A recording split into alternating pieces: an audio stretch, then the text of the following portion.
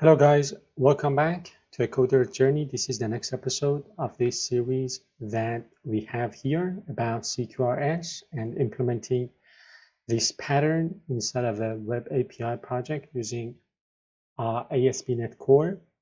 As you can see inside of this solution, I am on this branch, episode number 2, and inside of this branch, there are different commits that we are going to go through. So basically what I have done is that I have created this whole project based on the content of these episodes that we are going to have, like 17, if I'm not mistaken, episodes, right? So here I've got 16 branches, right? So the first episode is the master branch. I'm going to probably, rename this, but on the master branch, we basically have an empty solution, as you can see here.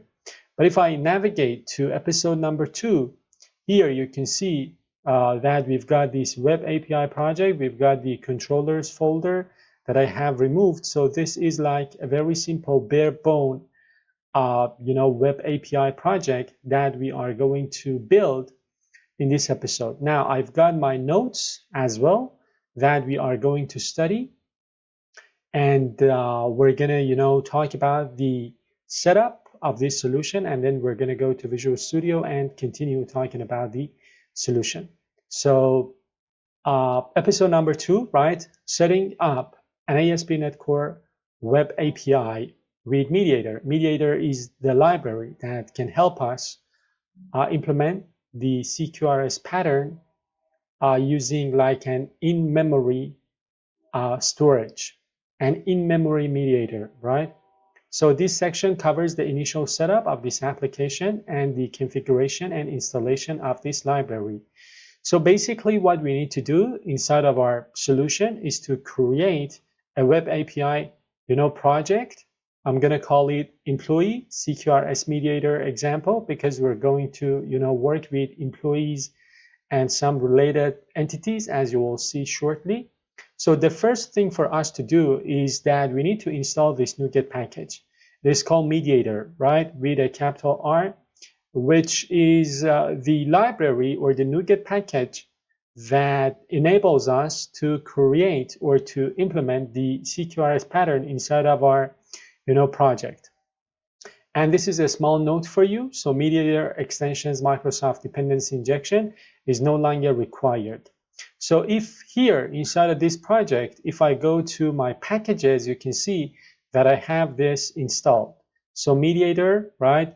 The version number as of recording is 12.0. And then after I install this, I'm going to need to set this up inside of my program.cs. So basically what you need to do is to, register your MediatR inside of your services collection, and then you can configure it, right? So here I am configuring this MediatR, and what I am basically doing is that I am scanning the current assembly, the assembly where this program type is hosted or is located in, and I am going to register services of my MediatR from this assembly. So as you can see here, the builder services add MediatR configures MediatR by scanning the assembly containing the program class for handlers and other MediatR related components like notifications, like commands, like queries that we will see shortly. So if I go to my program CS, this is the code that not only registers this MediatR, but also configures, this MediatR and scans the current assembly to add all of the, related stuff of this MediatR NuGet package to our services collection. So the next step, optionally, you can modify the line settings JSON file to prevent the browser from opening and startup. So basically inside of this application, when you run it, you will have your browser. But what I want to do is to prevent the browser from opening up. And then inside of this HTTP file, I'm going to have some, requests. So here, inside of the line settings file, if I go to my line settings file, properties, line settings, you can see that this Windows here, launch browser is set to false.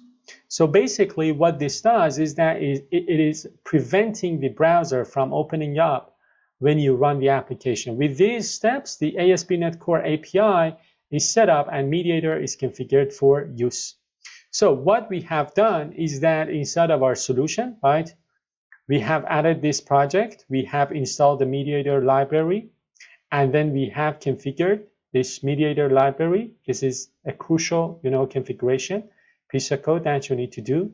You need to write inside of your program.ch, and then here you can optionally set launch browser to false to prevent the browser from showing up when you run the application. And of course, when we do that, then we can run the application, and provided that we get some, controllers in place, we can write some requests inside of this HTTP file and send out these requests and receive our responses directly inside of our Visual Studio window.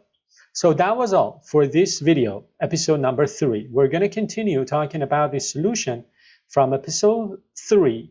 This is episode 2, right? And from episode 3, again, we're going to go and navigate to episode number 3. We're going to have different commits, and we're going to talk about the things that we want to do. Thank you so much for watching this episode, and stay tuned for the next one.